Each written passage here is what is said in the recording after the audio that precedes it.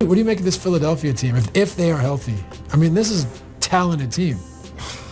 I mean, they got three of the most talented players in the NBA. Breaking news in here on First Take. According to Shams, LeBron James has made his decision. He is headed to the Philadelphia 76ers. Everyone is stunned in the NBA, right? Somebody just gave up nostalgia for one more shot at history. He had the fairy tale ending sitting right in front of him. A hero's return, a reunion with old glory, even the easiest path to a ring imaginable. He rejected all three. A month before this, everyone assumed his career had quietly ended. Silence from his camp only made the rumors louder. Then, out of nowhere, one signature flipped the entire league upside down. LeBron James is a Philadelphia 76er now. Not chasing comfort, not chasing a soft landing, chasing something that has never happened once in nearly 80 years of basketball. This is not a victory lap.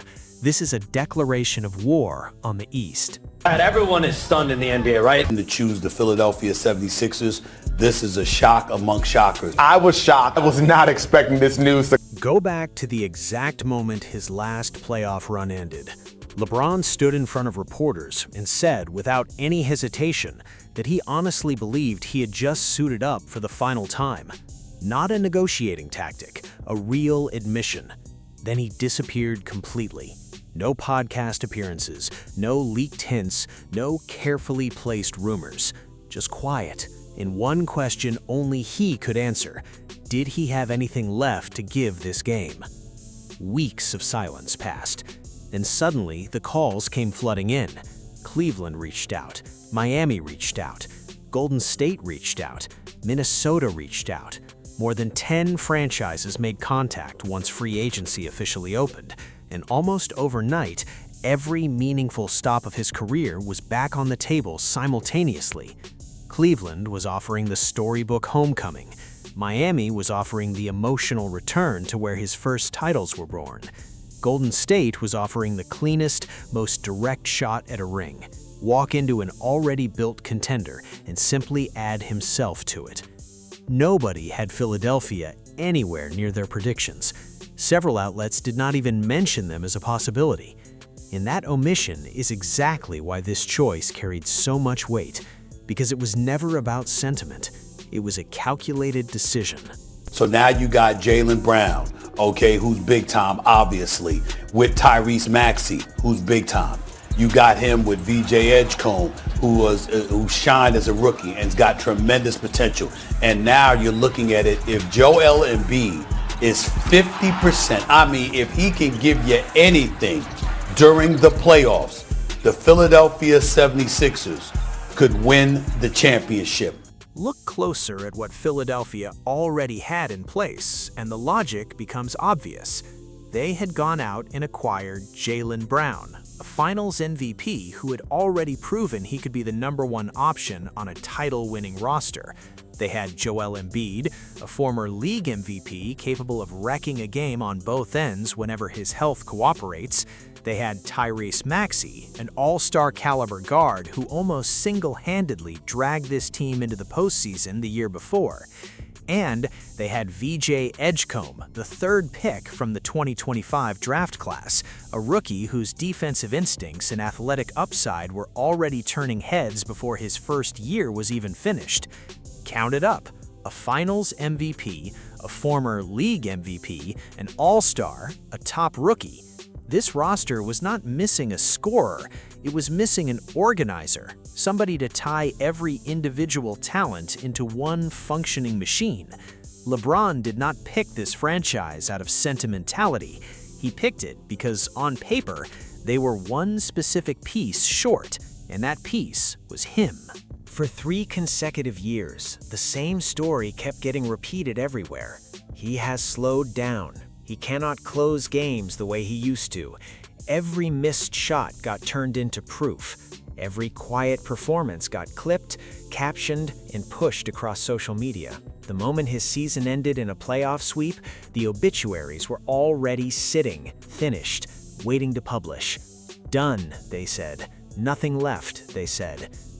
Now, look at what the box score actually said. At 41 years old, deep into a career most athletes never reach a fraction of, LeBron put up 20.9 points, 7.2 assists, and 6.1 rebounds per game, while shooting a remarkably efficient 51.5% from the floor. Sit with that. 51% shooting at 41 in his 23rd professional season. He picked up his 22nd career All-Star nod and now sits on 21 career All-NBA selections, a number that no other player in the history of the sport has ever matched. Not one. By the end of the year, his career totals reached beyond 43,000 points, close to 13,000 rebounds, and a comparable number in assists, making him the only player ever to cross 10,000 in every one of those three categories at once. Not a top-tier name on that list, the only name on that list. Zoom out further, and the picture becomes almost unbelievable. Very few players are even active at 41. The rare ones who stick around usually accept a veteran minimum, a handful of bench minutes, and a farewell ovation as the clock winds down. LeBron just posted more than 20 points a night. That is not a ceremonial stat line. That is a legitimate starter's workload, and on several playoff-caliber rosters, that production makes him a real second option. Scroll through every season any player has logged past age 40 in league history. Kareem Abdul-Jabbar, at 41, put up 10 points a game. Vince Carter, at 41, managed 5. Dirk Nowitzki, at 41, averaged 7. Robert Parrish, at 43, scraped together 3. LeBron averaged 21. Nothing in league history sits anywhere close to that. The critics kept insisting his prime had permanently closed. His production says the calendar simply does not apply to him the way it applies to everyone else. What most people overlooked completely was the real explanation for his decline in team success. He was not fading toward the exit. He was quietly holding together a roster that had nothing left to give around him. He was never the reason things fell apart. He was the last man still fighting. And now, for the first time in a long stretch of his career, he is stepping into a locker room where the entire weight does not rest on his shoulders alone. He is simply the piece that completes it. You know, this team clearly is loaded. And you look at that starting five, to me, it's arguably the most formidable starting five in the NBA. Break this roster down man by man, and the East should be nervous. Tyrese Maxey turns into the engine, finally released from having to manufacture every shot on his own, now free to play without the ball and let his shooting take over. VJ Edgecombe becomes the accelerator, a defensively gifted rookie who now gets to grow alongside a legend instead of being forced into a role he is not ready for yet. Jaylen Brown becomes the two-way difference maker, a proven closer who has already tasted a championship and adds a defensive dimension nobody else on this roster brings. Joel Embiid stays the anchor, a former MVP who can single-handedly flip a game, assuming his body allows him to stay on the floor.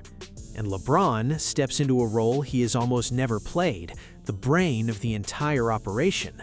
Not the man asked to score 30 a night, but the connector who links every piece together, setting up cuts, finding open shooters, unlocking the post before a defense can even react. Add in head coach Nick Nurse, a championship-level tactician running a switch-heavy, high-IQ system tailor-made for a 41-year-old LeBron, easing the physical burden without ever pulling the ball out of his hands. Compare all of that to the rest of the conference. Kawhi is reportedly heading back to Toronto, Giannis has relocated to Miami, Cleveland reshaped its roster, New York remains a real threat. Every contender spent the entire summer trying to construct something dangerous, and yet, on paper, no team in the East can match a top 4 reading Maxey, Brown, LeBron, Embiid. Buried beneath all of it sits a piece of history barely anyone is discussing. No player in nearly 80 years of NBA championships has ever won a title with 4 separate franchises. Not Kareem, not Shaquille O'Neal, not Kobe Bryant, not Tim Duncan. Not one single player.